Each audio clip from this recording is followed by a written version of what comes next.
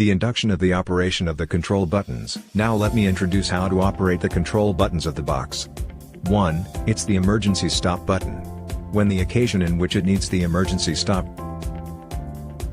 or after finishing the filling, we press this button, the system will stop measuring.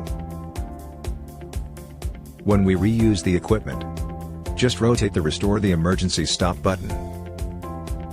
2. This button can flexibly and freely adjust the nozzle's height according to the drum's actual height.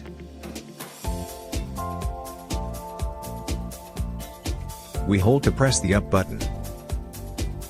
The nozzle starts to rise, and it will stop when we release the button. Likewise, when we press the down button, the nozzle begins to drop.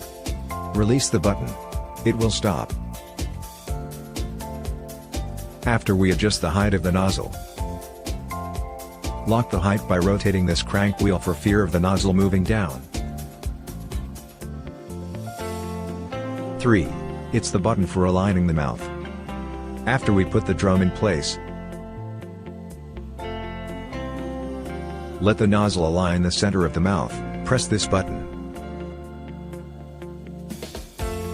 and the nozzle will automatically insert into the inside of the drum. Hold on to pressing the brake button. The nozzle can be moved flexibly from left-right, forward-backwards, and always aligned to the center of the mouth. 4. After adjusting the position of the nozzle, we press the start button, and the machine starts measuring the filling. Pressing or releasing the brake button is always useful whenever it is in the state of filling or stopping. When the nozzle impacts the mouth of the drum,